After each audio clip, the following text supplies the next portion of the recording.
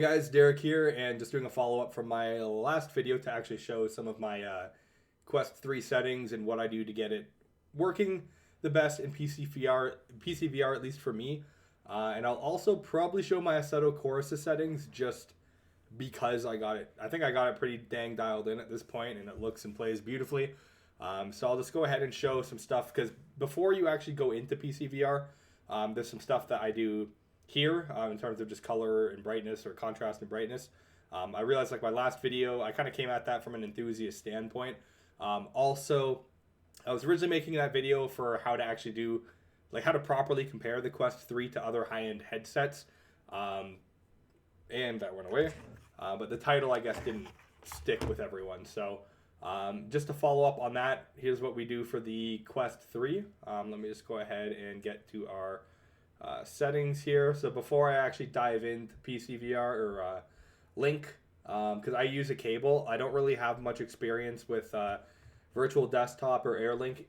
I don't have Wi-Fi 6, and it's just too slow for me. Like the latency is just outrageous, so I don't even mess around with that at this point, unless I went with like a Wi-Fi 6 setup.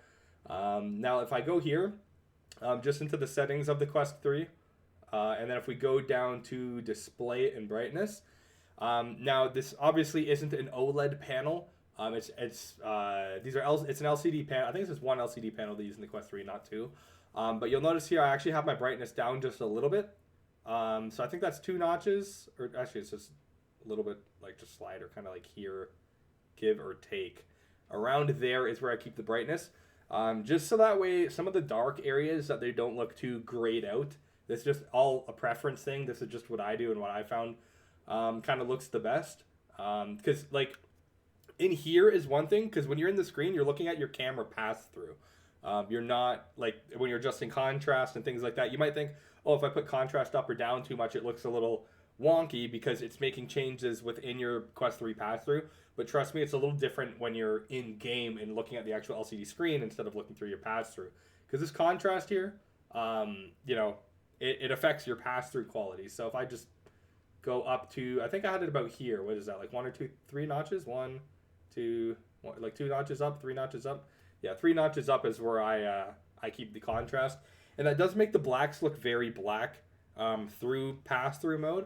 But it's not weird enough that when you're doing PCVR, like Assetto Chorus or DCS or whatever, I don't find it, it's not like distractingly overly saturated, is that the right word? Like too overly color vibrant. So again, since it's LCD panel, I bump the brightness down a little bit, and then the contrast I bump up a little bit. And to be honest, some of the black zones where you're like driving through and there's trees on both sides, like it does actually wind up getting pretty dark. Obviously not like OLED, but yeah, I won't spend too much time just on that. That's just one area of it. So what we're going to do now is just jump into actual PCVR, and we'll go over some of our debugger settings and maybe even some Assetto Chorus settings as well. Okay, so one thing I forgot to mention also in the general settings of the Quest 3, make sure you're not on power saver mode. Make sure that's set to off as well.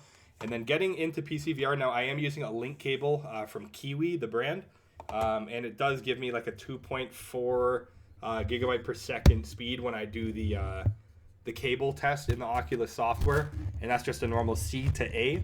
I don't have a C to C cable like the actual like Oculus Link cable, or a variation of that, just a normal C to A, because it's only like $30 or $35 or something, and it's been working really good for me, so I don't see a reason to get another one.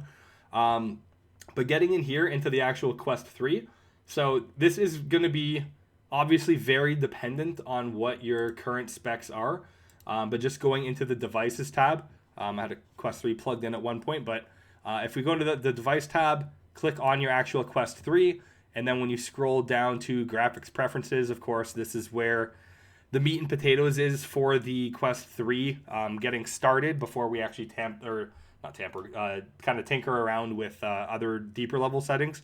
But if you're starting off like this, 90 hertz, and here, I wouldn't obviously take off automatic.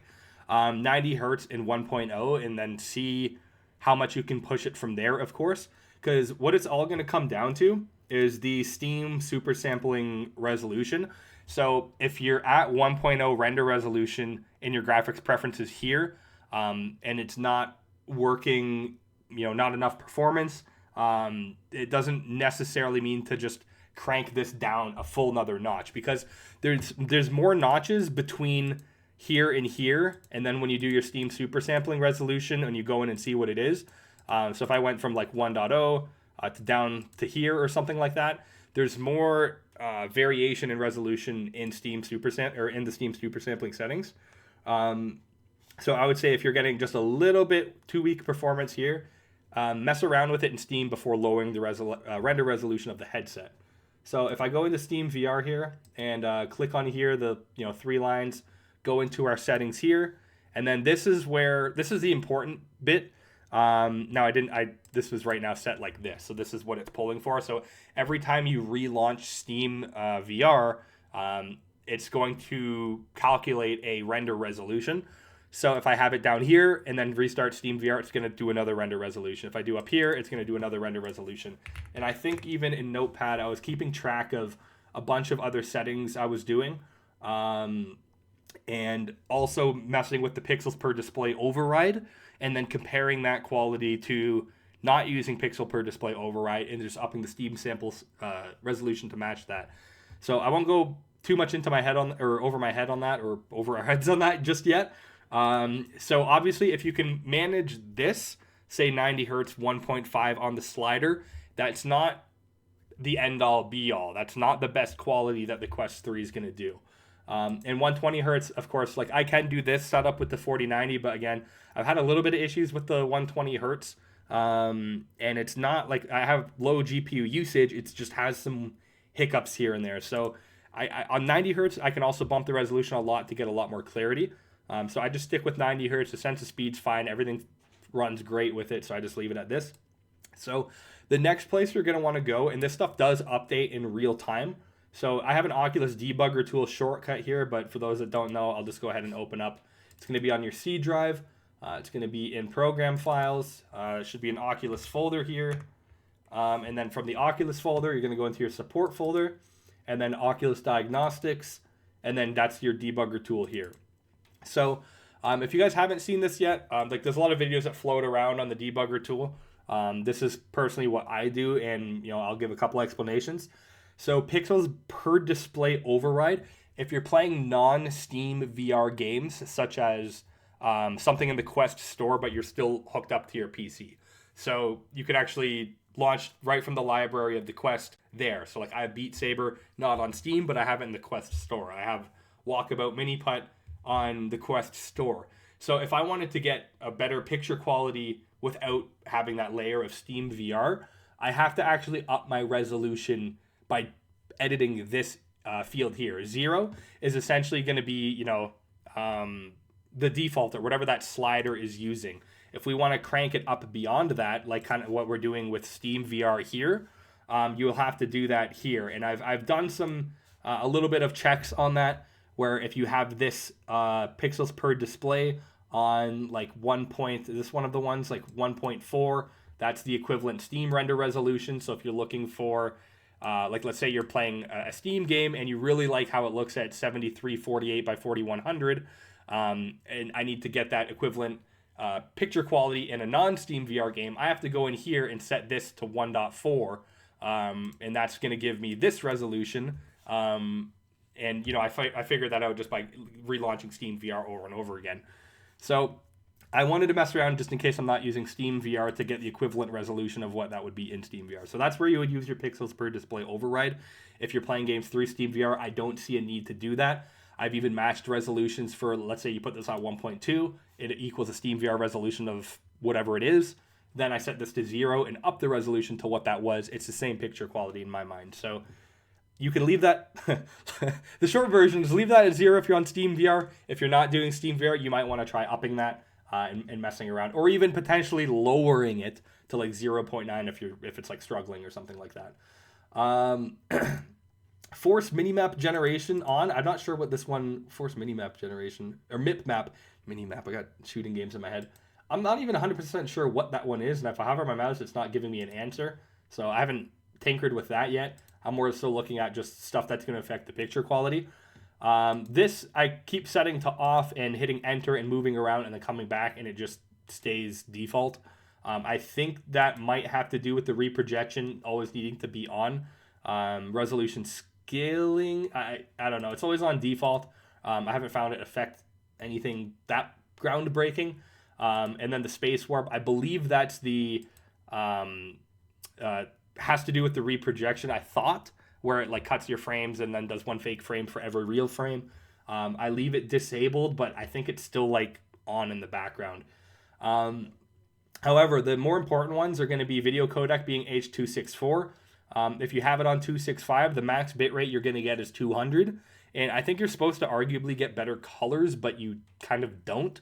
So I was trying max bitrate on 265, and it's a way worse experience and looks worse than leaving it on 264. So we're leaving that on 264. And then the actual bitrate here is 960 is the max that it can do. If you go 961, it breaks. You can't get into Steam VR. You got to set it back. And anything lower than that, you're actually, like I go 900, 800, 600, and you'll actually see it in real time. So if you start with this one on, I just want to make sure, sorry. Yeah, I'm a little bit low in the camera, whatever. I see the camera pointing up a little bit, so yeah, let's see if I can adjust this. Anyways, if you go, it updates in real time while you're in the headset. So if you go, 900, 800, 700, 600, you'll actually see like the objects in front of you slowly start to deteriorate. So put that to 960. If you're getting a lot of stuttering issues in game, even though your GPU is not getting hammered, it might have to do with your cable or bitrate. So keep that in mind, I guess. You could dial it back to 800 or 900, but try 960 first. If that doesn't work, then proceed to troubleshoot accordingly. Link sharpening, I just set the quality. I don't think I noticed too much of a difference between quality and normal. I'd probably have to check for that again, but I'm just leaving it on quality. I don't think it has too much of a like impact at all on performance, so why not leave it on quality and have it sharpening? Maybe that helps with some aliasing, I'm not sure. But that's going to be your actual debug tool with the cable. Again, I haven't used Virtual Desktop or tinkered around with that at all because my Wi-Fi speeds aren't up to par to do that. I'd be curious to see how the image quality could get wirelessly versus wired though. So with this, say you have a 4080 or a 4090 PC, what I'd recommend is knocking this to 1.5. And when you do that, the default render resolution is 2720 by 2976. So this is why I kind of made the video beforehand, more leaning towards the comparison of other headsets, because people will like, and it is super sampling. So yeah, it's maybe I'm giving things a little bit too much in the Quest 3 favor here because it's not the native resolution that we're pumping into the headset. We're super sampling it. But putting this at 1.5, or some people in guides are like, put this to 1.3 and then put your bitrate to 700. And I'm like, how did we come to that conclusion where you should have your bitrate higher even if you can't manage this? So anyways, if you're more mid-range system, you might want to play around here a little bit and then play around with your Steam VR render resolution, because that might give you just the little itch, the little bit of performance you need. Let's say if you're like 85 frames, I wouldn't sacrifice the whole resolution and bump it down like this. I'd keep it where you are and then just bump this down ever so slightly, because these resolutions are per eye. So just a little notch down to like 100 to 98 in each eye actually is quite a difference in pixels. So you'll get that performance gain by dropping this like 2 or 4% without much of a sacrifice of visual quality, as you would if you just slapped this all the way down, right? See on the pixels, we're like 25, 28, and then we're going all the way down to 2400, right? It's like 100 and something pixels. And if we move this just a touch, 2944 to 2976. So you see how we move in smaller increments. So without, if you're, I'm into trouble, I troubleshoot for a living, so I might be over analyzing this slightly. I just love benchmarking stuff, but if you are struggling for that bit of performance, I wouldn't come in here and just sacrifice the resolution. Come in here, sacrifice just a little bit, and then see what you can muster it out. Now the auto setting here is definitely like the 150 is the auto setting. That's where that little bar is. I would not use that really as a point of reference, and the auto resolution seems to be when accommodating for 90 hertz. When you're on 120 or 72, it just always keeps at 150 for some reason. So if you leave this on auto, it's going to be wherever that little bar is. So I wouldn't use that necessarily. So what I do, again, is 90 hertz 1.5, and then that brings me up to that render resolution, again, of 2720 by 2976, which in my comparison video, again, I was giving the Vario Era as a point of reference, where the native resolutions of those headsets are well up in the 3000s or even in the 4000s in resolution. Wife just walked by. So we're not really giving it like much of a apples to apples. I guess we are, because we're doing two native resolutions of the headset.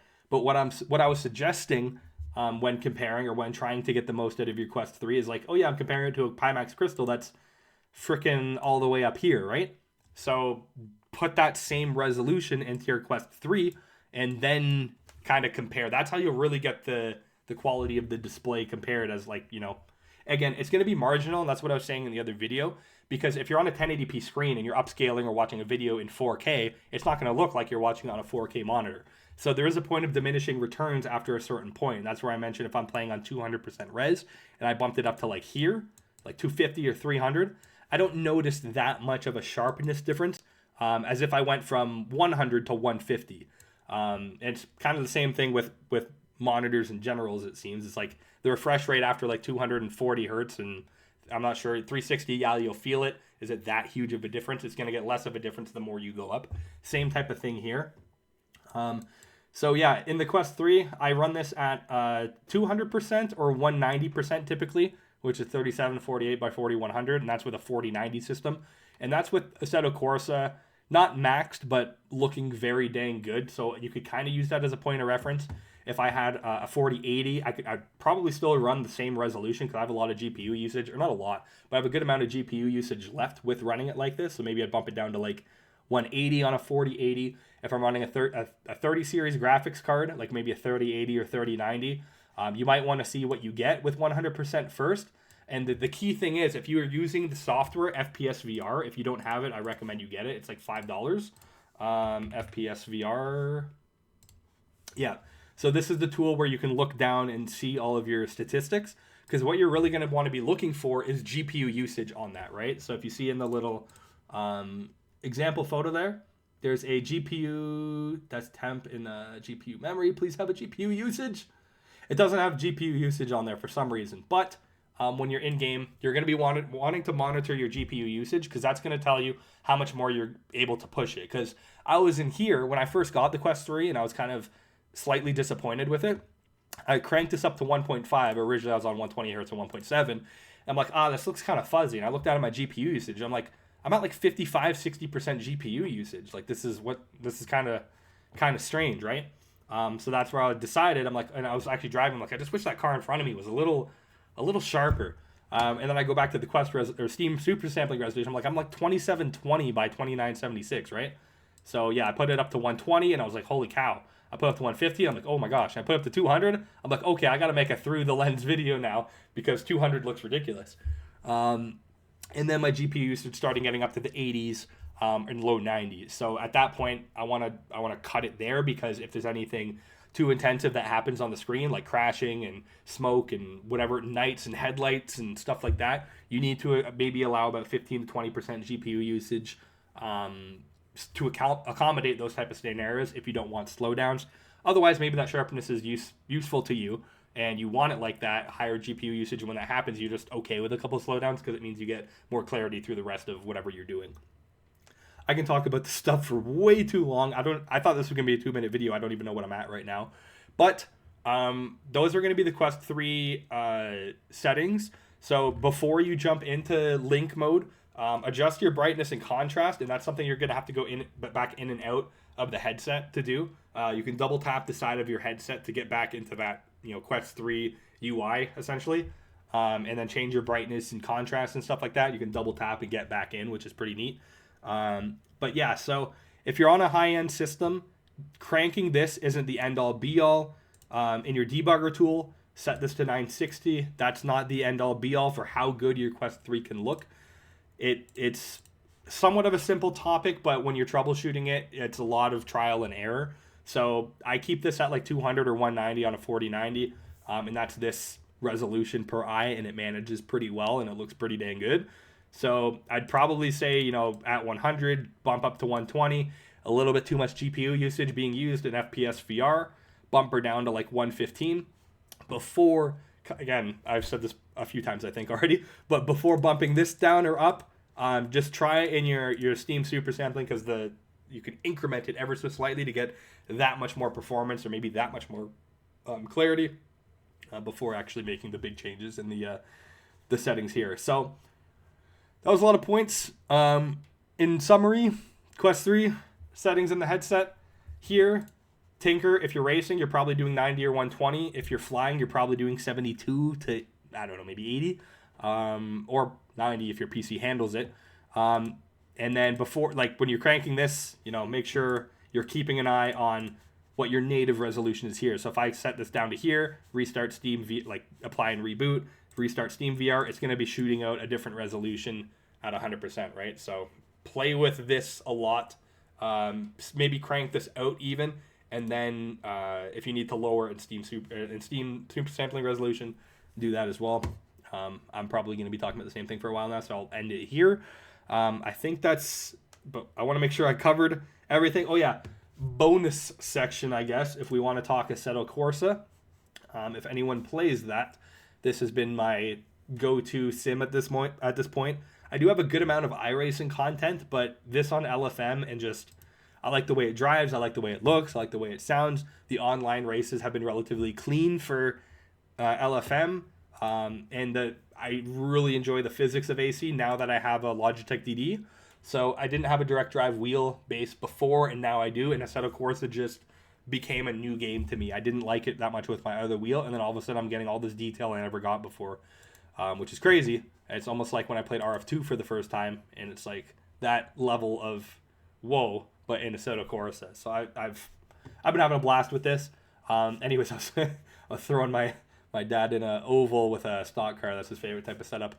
If I go settings here, excuse me. So I have OpenVR set. Hopefully it's not too small. OpenVR set. This resolution ultimately I don't think matters for performance because it's going to be using the headset. This is just me casting it on my TV essentially. So I don't think this affects your performance or any visual quality once you're in game. If you're using VR, that overrides it. And then down here, I'm using 4x MSAA. I don't really notice too much jagged edges with that. 16 here, world details I have maximum. Shadow resolution I have 2048 by 2048. And of course, clicking the eye, you get to kind of see a, visual representation of what it looks like. So I can see here, like, there's actually some noticeable changes, and it only goes from 5 point something to 7 point something when the next jump is massive. So I keep it there. Smoke gen I have on maximum. I could probably take that off in all honesty if I wanted maybe an advantage even in online racing. Reflection resolution I keep on 1024 by 1024. Again, not if you go here to here, look at if you look at the actual visual changes, I'm not going to be noticing that when I'm flying around full speed, and the performance hits 5-1, right? So keep that. This is something I forgot about and actually just changed. It was on 2 faces per frame. I dropped it to static, and I noticed my GPU usage did drop quite a bit, and I don't notice anything different. So I just keep this on static for now. This is just my default. I don't think that has much of a hit on performance. I use the pure processing filter, which you have to pay like $1 for on a Patreon, and then you just cancel your sub afterwards unless you want to continue getting updates. Then you could look back and maybe pay again. But I use the pure filter, not pure VR or pure candy or anything like that, just pure. I haven't really experimented too much. Overall quality, I put on medium, and this is for good reason. If you go into your information button here, it doesn't have much of a performance hit, but the post-processing filter is still there, so it makes a world of difference still, just having pure selected. But in VR specifically, we're all about like immersion and clarity. So if you look here, if you keep an eye, I have a video on this way in the past too, but if you keep an eye on the window of the house up here, keep an eye on these windows and watch it go from low, medium, high, very high. So what did we notice there? It's almost like depth of the field kicked in, and it got fuzzier in the distance, right? Boom, low, you can see clear. Medium, it actually adds more to like the brake lights and stuff. So I don't like low because I think I actually noticed brake lights being dimmer. So I put medium, and yeah, that's a balance of performance with the quality there, but then, you know, very high and maximum. It doesn't take up that much performance, so maybe go maximum, go low, and see visually what looks good. I just keep mine on medium because it gives me that post-processing filter, but with a lot of good clarity as well. Depth of field, of course, I keep that off. Motion blur, I also keep off. I actually cranked this just for science, and I actually don't notice it. Maybe it's because I'm in VR, but I don't notice it when it's even on, so I'm not sure if it's just not too effective or what, but I just keep that off, of course, for performance. Sun rays and heat shimmering I have on. Mirror resolution 256 by 1024 with high quality. Pixels per display, I guess that kind of overrides what's in the debugger tool at 0 here. I don't know. I just leave that on whatever it is, which I believe is native, whatever settings you have. And then this stuff, I have Skybox on 150. I haven't messed around with this too much since getting back into racing. I know it like makes the back of the cars less or more like shiny and white in the sun. So that's just on 150. LOD bias, I have that -2 currently. That sharpens up the textures a little bit. And it is quite a little bit of a performance hit. I usually played it on -1, and I'm just recently trying on -2 to see if I notice much. Maybe notice it a little bit, but not enough for if you're getting too high of GPU usage. And then I haven't messed with that at all. So those are my Assetto Corsa settings, and those are all the Quest 3 settings that I use. I think I covered everything. If not, maybe shoot me a message in the comments. Yeah, just a normal C to A cable, and I haven't done anything wireless yet, so that's about it. Thanks for watching. Hopefully some of you guys find this useful, and we'll catch you in the next video. Bye for now.